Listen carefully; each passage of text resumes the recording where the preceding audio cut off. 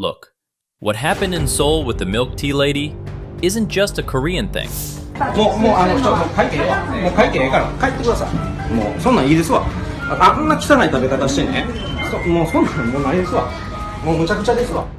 Seriously, over the last few years, stuff's gotten weird in the US and other big economies. Our intel shows that since President Xi Jinping took over in 2013, the public view of China in these places has just tanked. It kind of feels like wherever Chinese people go, they're not really welcome.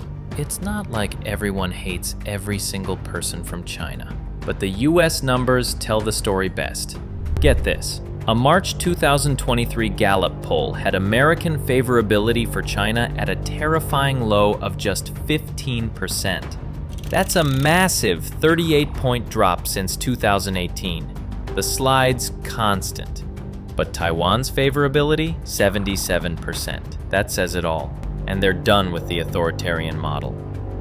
We did see a tiny bump. July 2024 Pew report, first in 5 years. But honestly, that little blip, it's not changing the overall trend. This anti-China thing really amps up the closer you get to them.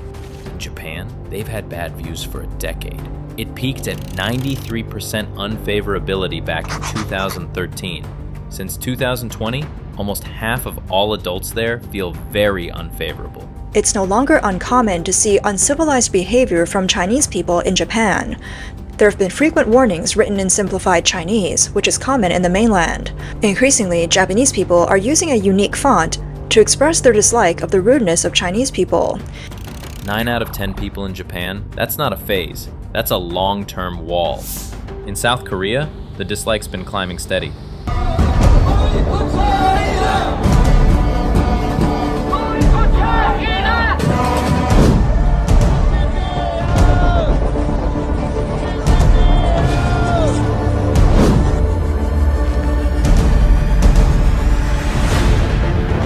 Local merchants are trying to make a living by selling to tourists, but they completely wreck things like this.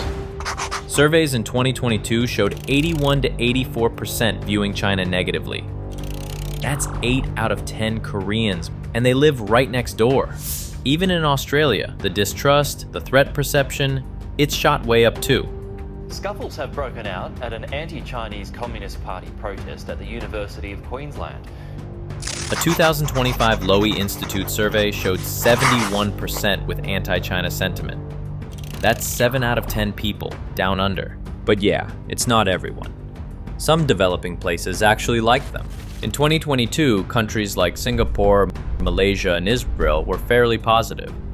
Back in 2019, more than half the people in Brazil, Mexico, Nigeria, Kenya, and South Africa had good views of China. And Europe? Man, their opinion's gone south, hard, over the last 10 years. A 2024 Pew survey found over 70% in the UK, Germany, and France seeing China negatively. Germany's wild. Went from 33% negative in 2006 to 74% in 2022.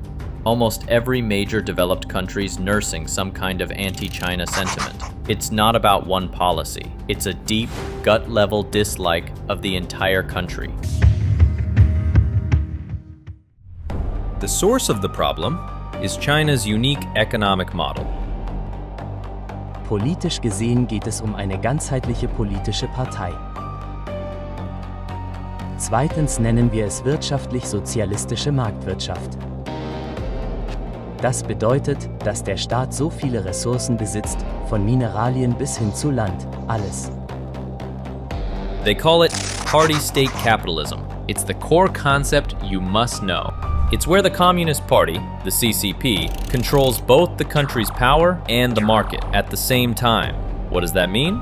In normal capitalism, governments can regulate, but ownership stays private. In China, though, the party and the state, they're elbow deep in business decisions, money flow, and industry plans. A market exists, sure, but it only moves under the party's approval. When Deng Xiaoping opened things up, China looked like it had adopted a market economy.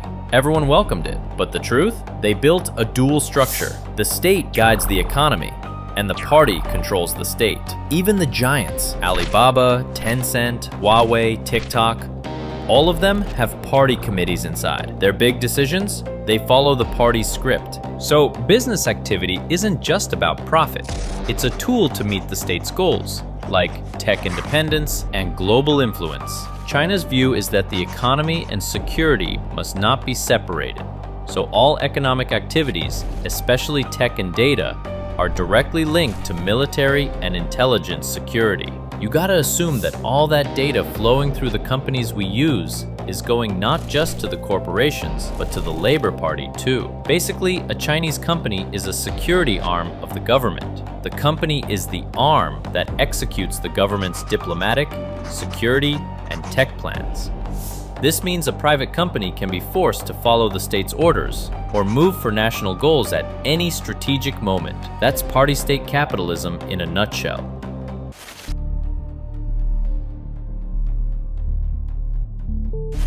From our perspective, working with a Chinese company naturally feels like being connected to the Chinese government. More cooperation just means more risk to our national security. It's an insane situation where deeper economic ties lead to more instability, not mutual benefit. That's why everyone is trying to reduce economic dependence on China. It's called de-risking or decoupling. We're now seeing tighter investment reviews, campaigns to keep Chinese firms out of sensitive sectors, and new agencies popping up to deal with the threats they cause. Honestly, it'd be strange if anyone did trust them at this point. Are you watching it, Apple? The worst part is that the CCP is using this to its advantage. They're telling their people that external decoupling is an attack on Chinese sovereignty. They're weaponizing nationalist support, firing up that sentiment, and making people more willing to share their private data with the state and Chinese companies. So, their internal move just justifies our external distrust even more, solidifying the negative global view.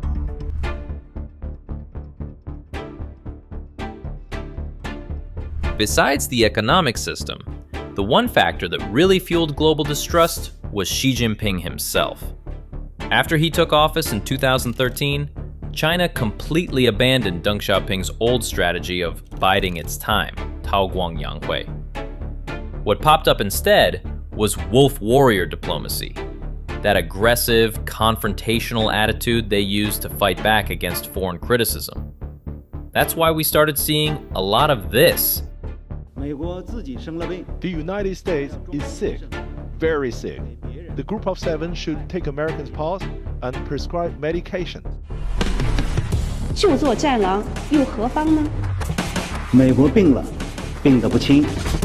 这是选择性、间歇性的失明和失聪，这是病，得治。 Internationally, this just makes them look arrogant and aggressive.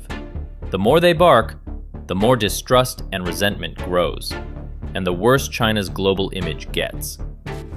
Xi laid out two national visions, the Chinese dream, Zhongguomeng, and the strong army dream, Jiangjunmeng. The Chinese dream is just their way of saying they intend to be the center of the world under the party. It's the framework that ties the party's legitimacy to the country's growth. The strong army dream is the muscle. The belief is, no strong China without a strong military.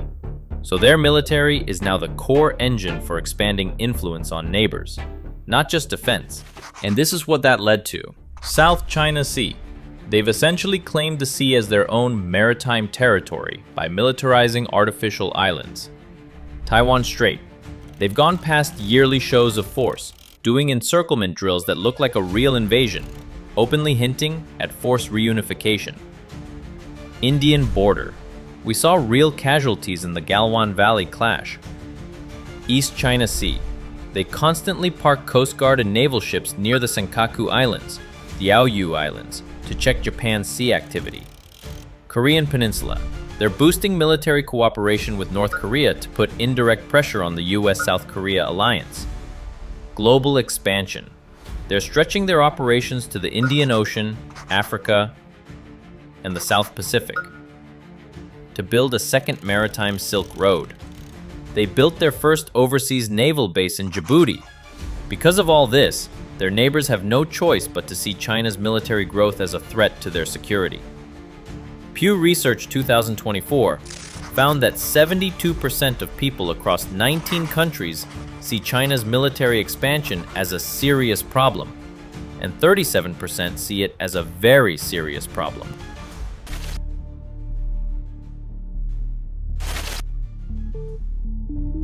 The even bigger issue isn't just the military, but how they meddle in politics and dish out economic punishment. In 2016, when South Korea chose to deploy the US THAAD system, China called it a direct threat. They completely banned group tours, blocked Korean media, and created an environment for tax investigations and boycotts against Korean companies.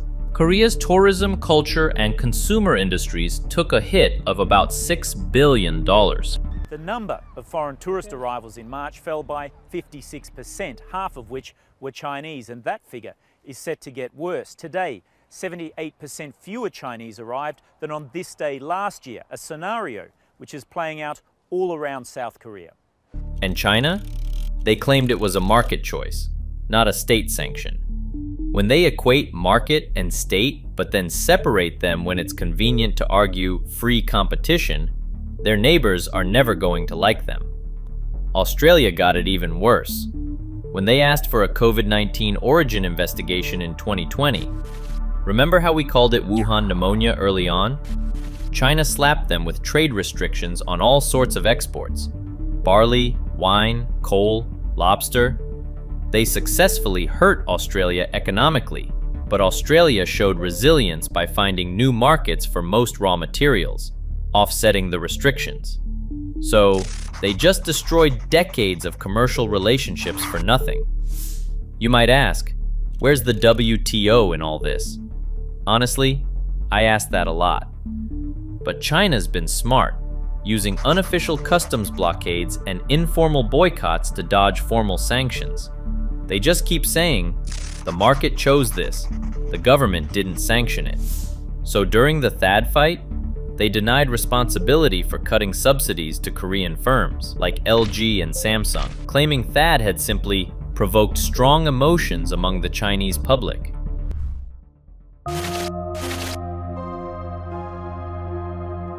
So why do some countries like China? The Belt and Road Initiative is why.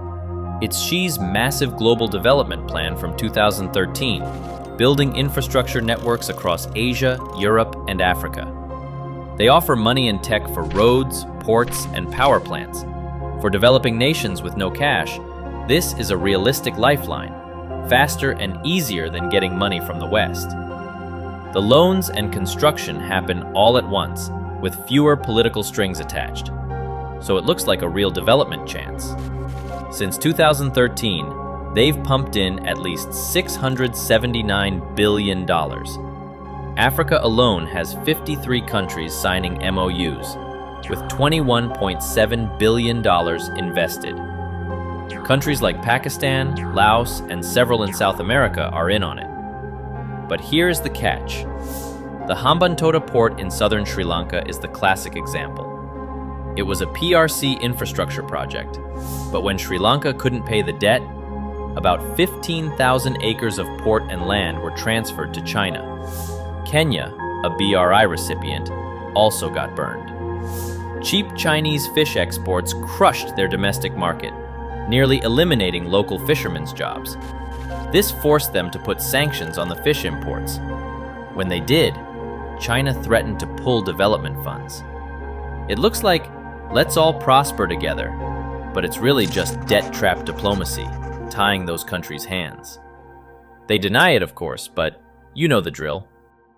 It's not just the big economic, security, and military stuff. There are smaller things too. In Tibet, the government is cutting Tibetan language education and pushing Mandarin-centric schooling. About 1 million Tibetan kids are in boarding schools, separated from their communities, being taught Chinese language, state-centric curriculum. What's gonna happen to Tibetan culture when they grow up? Tibet is just a start. You know hanbok and kimchi from K culture, right? Korean traditional food and clothes? As they got popular, Chinese people just started claiming they belong to China. A Chinese representative even wore hanbok at the 2022 Beijing Winter Olympics. SNS나 유튜브를 통해서 그런 중국의 문제되는 행동을 많은 사람들이 알게 되어서 많이 문제를 인식했다고 생각합니다. 조금은 늦었지만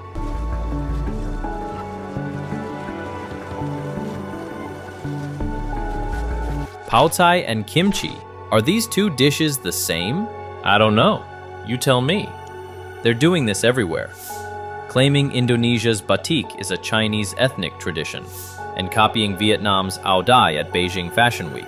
These constant actions just fuel the hatred. This is pretty much everything I got for you. China has fully shown its teeth and is trying to set up a new global order. The US is trying to tear down the old system just to bring China down. Honestly, since China formed a bloc based on authoritarianism, the public view would be bad even if they did nothing. They're friends with Russia, the war starter, and North Korea, the world's screw-up. That's not a good look. Yeah, Trump's crazy talk made people dislike the US too, but all the stuff we just covered didn't take decades. It all blew up in a short time, making the whole world hate China. And as people got mad at the Chinese regime, it went too far, creating a negative perception of Chinese people themselves. We don't get do-overs, but if only Xi Jinping hadn't shown up, or if he just hadn't ditched Deng Xiaoping's bide your time strategy and gone for global dominance, this anti-China sentiment might not have become this bad. So, that's the story on why the world hates China. And that's all for today's briefing. We will see you in the next one.